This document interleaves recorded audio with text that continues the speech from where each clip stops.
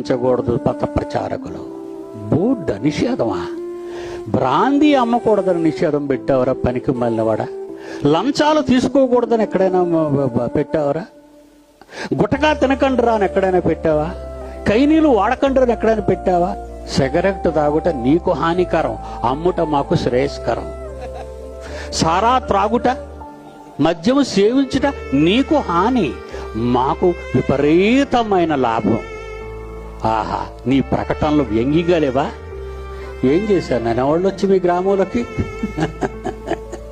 మంచి పాటలు పాడుతున్నారు, మంచి మాటలు చెప్తున్నారు.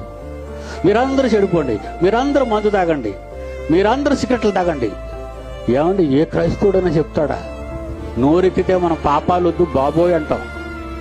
వాళ్ళు నోరెత్తితే పాపాలు చెయ్యండి రా నాయనా అంటారు వాళ్ళు. ఇప్పుడు అదే సిచ్యుయేషన్ భారతదేశంలో ఉంది. మీరేం చేస్తారంటే ఎవరితోని ఫైట్స్కి వెళ్ళకండి. యెహోవా కలుగు చేసే రక్షణ ఇప్పుడు మీరు ఊరకే నిలిచుండి చూడండి. దేవుడు ఏం చేస్తాడో మీరే చూదురు గాని మనం చూడాలి మన కళ్ళతో. Is the right person. ఆయన మన గురించి ఆలోచిస్తున్నాడు. ఈ భారతదేశంలో ఉన్న క్రైస్తవుల కోసం ఆయన కూడా ఆలోచన కలుగున్నాడు. ఆకాశ మహాకాశాలు పట్టజాలని మన కన్న తండ్రి ఆలోచనలలో భారతదేశం ఉంది. భారతదేశం